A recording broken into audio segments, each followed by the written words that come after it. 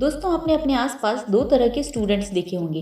पहले वो जो हर समय पढ़ते रहते हैं, सेशन स्टार्ट होते ही ये बच्चे पढ़ने में लग जाते हैं, और वहीं दूसरे वो स्टूडेंट होते हैं जो पढ़ते तो कम हैं लेकिन मार्क्स हमेशा ज़्यादा लाते हैं। असल में दोस्तों इस बात से बहुत कम फ़र्क पड़ता है कि आपने कितना पढ़ा है, बल्कि फ़र्क इस बात से पड़ता है कि आप अपना पढ़ा हुआ किस तरह अपनी एग्ज़ाम शीट में लिखते हो। तो दोस्तों आज के इस वीडियो में हम आपको कुछ ऐसे ही सीक्रेट टिप्स के बारे में बताने वाले हैं जिन्हें आपकी क्लास के टॉपर्स फॉलो करते हैं, और इन ट्रिक्स को फॉलो करके आप कम नॉलेज में भी ज़्यादा अच्छा स्कोर कर पाओगे। तो दोस्तों वीडियो बहुत ही इन्फॉर्मेटिव होने वाली है, इसीलिए इसे पूरा ज़रूर देखें। Number 5, no need of over writing. दोस्तों हमें से बहुत सारे स्टूडेंट्स को लगता है कि अगर हम अपने आंसर के बारे में ज़्यादा लिखेंगे तो हमें मार्क्स भी ज़्यादा मिलेंगे, लेकिन असल में ऐसा नहीं होता। अगर आपको न्यूटन के 2 लॉ पूछे हैं तो आपको वही 2 लॉ बताने हैं।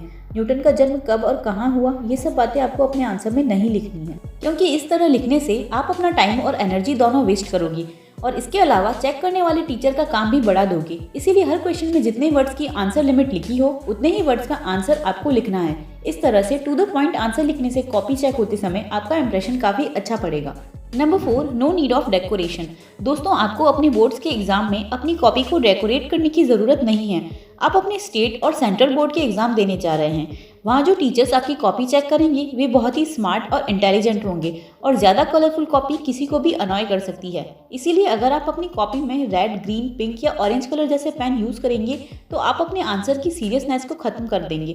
इसीलिए आपको एग्जाम में केवल ब्लैक एंड ब्लू पेन का ही यूज़ करना है, और अंडरलाइन के लिए आप पेंसिल का यूज़ कर सकते हैं। Number 3, don't write in paragraph. दोस्तों हमें से अधिकतर लोगों की आदत होती है हर चीज़ को पैराग्राफ के फॉर्म में लिखने की, लेकिन आपको अपनी एग्जाम की कॉपी में कभी भी पैराग्राफ के फॉर्म में आंसर नहीं लिखने चाहिए, क्योंकि जब आप पैराग्राफ में आंसर लिखते हो तो वो एक कहानी की तरह दिखते हैं, और पढ़ने वाले एग्जामिनर को भी आपका आंसर बोरिंग लगने लगता है। इसीलिए आपको हमेशा अपने आंसर को पॉइंट के फॉर्म में लिखना है। इससे आपका आंसर वेल स्ट्रक्चर्ड लगेगा और एग्जामिनर उसे पूरा पढ़ेगा। Number 2, importance of additional diagram. दोस्तों डायग्राम, मैप्स और चार्ट ऐसे एलिमेंट होते हैं जो आपके किसी भी आंसर को लेवल अप कर सकते हैं, स्पेशली अगर आप बायोलॉजी, फिजिक्स या केमिस्ट्री का पेपर कर रहे हो।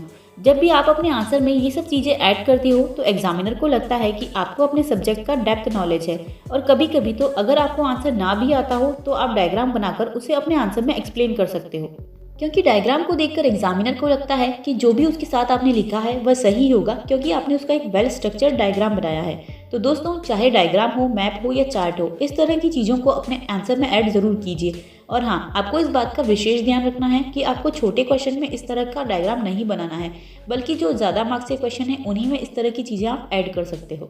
Number 1, where to start. दोस्तों बहुत सारे स्टूडेंट्स को हमेशा कन्फ्यूजन रहता है कि पेपर आखिर स्टार्ट कहाँ से किया जाए। तो दोस्तों इसका पहला तरीका है क्वेश्चन 1 से स्टार्ट करना, क्योंकि जब आप सब कुछ क्वेश्चन पेपर के हिसाब से लिखते हो तो कॉपी चेक करते समय टीचर को आपकी कॉपी चेक करने में थोड़ी आसानी हो जाती है, और हो सकता है इसी आसानी की वजह से एग्जामिनर आपको 1 या 2 मार्क्स ज़्यादा दे दे। नंबर 2, दोस्तों अगर आपको सेक्शन सी या डी के सारे आंसर बहुत अच्छे से आते हैं तो आप अपना पेपर लास्ट से लिखना भी शुरू कर सकते हो, और इस तरह आंसर लिखने का बेनिफिट ये होता है कि आप ज़्यादा मार्क्स के क्वेश्चन पहले ही अटेम्प्ट कर लेते हो। ऐसे में अगर आपका पेपर छूट भी जाता है तो ये बहुत ही कम मार्क्स का पेपर छूटेगा, तो आप इस ट्रिक को भी फॉलो कर सकते हो। नंबर 1, दोस्तों ये मेथड सबसे ज़्यादा कन्वीनियंट मेथड में से एक है, जिसके अकॉर्डिंग आपको पहले वही क्वेश्चन करने हैं जो आपको अच्छे से आते हैं। इसीलिए पेपर को देखते हुए जो जो आंसर आपको आते जाएं आप उनको लिखते जाएं। इस तरह लिखने से आपका कॉन्फिडेंस भी बढ़ेगा, और कॉपी चेक करने वाले के दिमाग में आपका अच्छा इंप्रेशन पड़ेगा, क्योंकि आपके शुरुआत के करेक्ट आंसर देखकर आपकी एक इमेज स्मार्ट स्टूडेंट के रूप में बन जाएगी, और उसके बाद आपको जो नहीं आते आप उन आंसर को भी एंड में लिख सकते हो। इस तरह उन आंसर पर भी आपको कुछ एक्स्ट्रा मार्क्स मिल सकते हैं। इसके अलावा आपको इस बात का विशेष ध्यान रखना है कि आपको अपनी कॉपी नीट एंड क्लीन रखनी है, और कुछ गलती हो भी जाए तो सिर्फ 1 या 2 लाइन से उसे काट दीजिए। इस तरह नीट एंड क्लीन कॉपी भी एक अच्छा इंप्रेशन सेट करती है। तो दोस्तों इन कुछ ट्रिक्स को फॉलो करके आप कम पढ़कर भी ज़्यादा मार्क्स स्कोर कर सकते हो। और अगर आपको वीडियो पसंद आई है तो इसे लाइक करके चैनल को सब्सक्राइब करना बिल्कुल ना भूलें, ताकि ऐसी ही इन्फॉर्मेटिव वीडियो आप हर रोज़ देख सकें।